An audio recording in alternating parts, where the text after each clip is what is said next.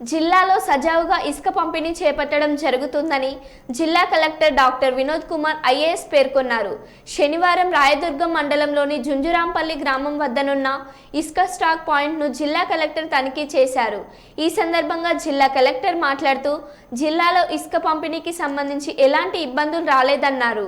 జిల్లాలో ఉన్న ఒకే ఒక స్టాక్ యార్డ్ జుంజురాంపల్లి స్టాక్ యార్డ్ అని, ఇక్కడ దాదాపు 58,160 మెట్రిక్ టన్నుల ఇసుక నిల్వ చేసే అవకాశం ఉండగా ఇప్పటి వరకు 16,226 మెట్రిక్ టన్నుల ఇసుక పంపిణీ చేయగా స్టాక్ యార్డ్లో 41,934 మెట్రిక్ టన్నుల ఇసుక నిల్వ ఉందన్నారు.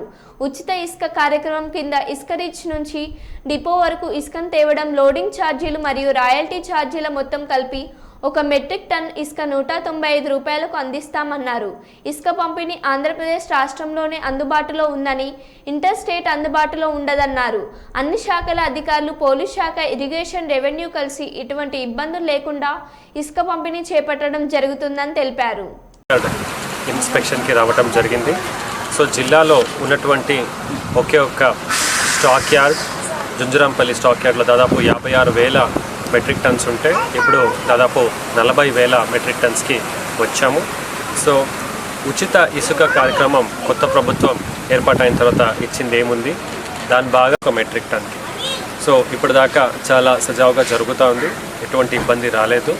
అలాగే ఇది ఆంధ్రప్రదేశ్లో మాత్రమే ఇది అందుబాటులో ఉంటుంది, ఇంటర్ స్టేట్ అనేది ఉండదు. అలాగే అన్ని డిపార్ట్మెంట్స్, పోలీస్ వాళ్ళు, ఇరిగేషన్ అందరూ కూడా, రెవెన్యూ డిపార్ట్మెంట్ అందరూ సేరి ఎక్కడ కూడా ఎటువంటి ఇబ్బందులు రాకుండా చేస్తున్నాం. ఇందులో ఎక్కడైనా ఏమైనా సమస్యలు వస్తే దయచేసి district mines and geology officer ఆయన దృష్టికి తీసుకొస్తే వెంటనే చర్యలు కూడా తీసుకుంటామని తెలియజేస్తున్నాము. ముఖ్యంగా అనంతపురం జిల్లాలో ఇల్లు కట్టడానికి ఇది వాడుతున్నారు. కొద్దిగా పత్తికొండ, కర్నూలు దగ్గర కొంతమంది తీసుకెళ్తే కొంతమంది సత్యసాయిలో కూడా తీసుకెళ్తున్నారు. అలాగే ప్రతి వారం ఇసుక గురించి ఉన్నటువంటి వివిధ స్టాక్ యార్డ్లు, తర్వాత కొత్తగా ప్రపోజ్ చేస్తున్నటువంటివి కూడా కలెక్టర్ గారు ఇన్స్పెక్షన్ చేయడం జరుగుతుంది. ఇలా ఈ ఉచిత ఇసుక కార్యక్రమాన్ని సజావుగా జరగాలని కోరుతున్నాను.